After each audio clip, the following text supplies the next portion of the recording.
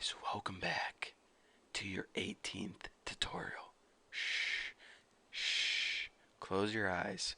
Everyone close your eyes and imagine that you're making a computer program. And imagine that you're making a computer program where the user has to enter a name of a girl, like Taylor or Natalie or Ashley or Rebecca.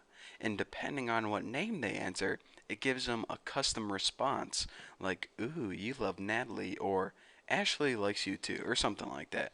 So let's go ahead and try to make this. Well, the first thing we need is a variable named, we'll just name it girl, and we'll set it equal to, set it Natalie, since Natalie Portman is my dream girl.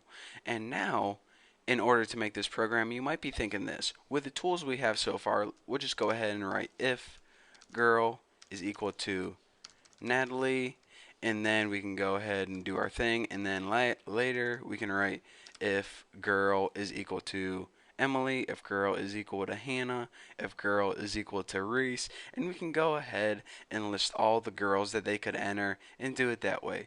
But a lot of if statements get kind of messy, so there's an easier way to make kind of this same program type. Instead of using a bunch of if statements, you can use something called a switch statement. A switch statement takes one variable, which is the girl in this case, and it tests them for all the possible scenarios. And it's basically the same as writing a bunch of if statements, but it's just a much more organized way. So let's go ahead and let me show you the syntax for this. Is actually switch, just like that, and right after it you write the name of the variable. You only write the name of the variable, nothing else. You don't set it equal to anything, just that. Now go ahead and make a body and give you some space. And now for each case scenario, we're going to call it a case. Now for the first case, you give it the value of what it can be equal to. For example, in the case of Natalie, and go ahead and add a colon, not a semicolon, just go ahead and add a colon. And now you write something like this. If girl is equal to Natalie, then go ahead and write whatever you want to do. Document, write,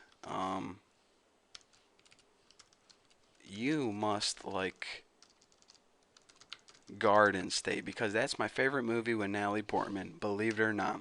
And then after you're done executing the code, you go ahead and write the word break, and I'll tell you why later. So now we already have a case scenario for Natalie, and this is basically the syntax of what we're going to do for all the case scenarios. So let's go ahead and copy that. Copy, paste. In the case of Ashley, since I like Ashley Green too, be like, ooh, fan of Twilight, eh? With a question mark.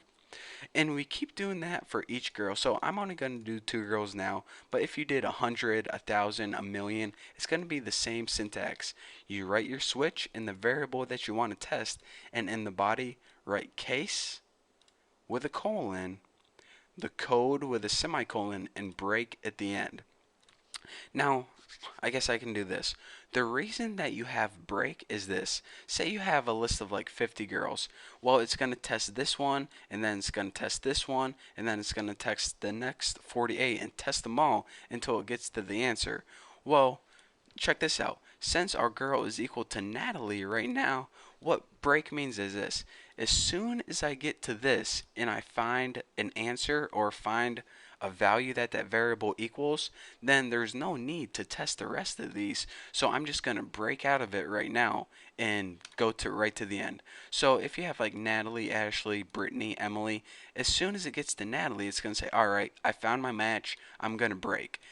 If you didn't have that break, it's going to go continue testing the rest of your stuff, and it's just going to cause a mess. Why would you want to make your computer test the rest of your answers when you already found your answer? It doesn't make sense. So that's what that little break word means. So you're saying, alright, let's go ahead and run this by default and see what we like. You must like Garden State. Alright, so as predicted, this program worked perfectly. But what if we have a name like Emily, and we go ahead and save this and run and see what happens? Well, nothing runs because we only had a choice for Natalie and Ashley. Well, there are a lot of names that people can enter that probably aren't going to be in this list.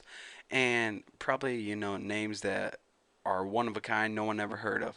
So, if you want to give your switch a default statement that says, all right, I'm going to first go through my list of all my options.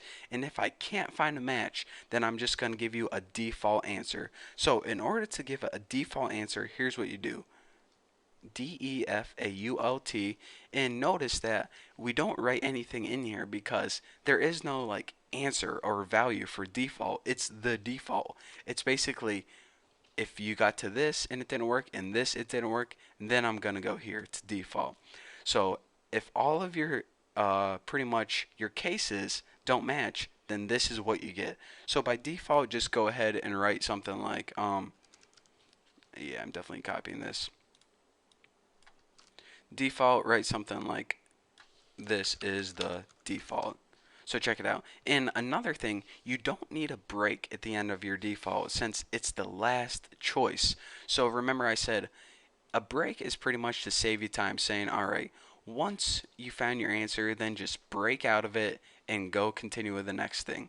Don't go through all the rest of the cases. Well, you can add a break at the end of default, but it would be worthless since if you get to the default, you're already at the end and you already ran out of all your cases. So what's the break out of? It's not skipping over anything, and it's not going to help you any to break out of it now. You're already at the end. So anyways, that's why you don't need one. So let's go ahead and test this variable Emily right now. We have the variable Emily. So what's going to happen is this. JavaScript's going to say, all right, does Emily equal Natalie? Nope. Does Emily equal Ashley? Nope. So I guess I'm just going to give you the default. This is your default statement. So go ahead and save this. And as you can see, this is default. So now let's go ahead and give it like Ashley, just like that. And now go ahead and save it. And it's going to say, all right, does Natalie equal Ashley? Nope. Does Ashley equal Ashley? Well, indeed it does. So I'm going to go ahead and print out this, just like he told me. And then I'm going to go ahead, and then I'm going to go ahead and break. So no need to even worry about this at all. So let's go ahead and save it and check it out. Ooh, fan of Twilight, eh? Ashley Green? Not bad. So that's the basics of a switch statement and how you can use a switch statement to save you from writing a whole bunch of ifs. And this is actually a whole lot easier to maintain. And, you can just look through your code and, it's just a whole lot easier whenever we build programs that actually do something other than, me talking about the girls I have a crush on. That's what it does. So anyways, thank you guys for watching. Don't forget to subscribe, and I'll see you in the next video. Oh, and Natalie Portman, if you're watching, call me.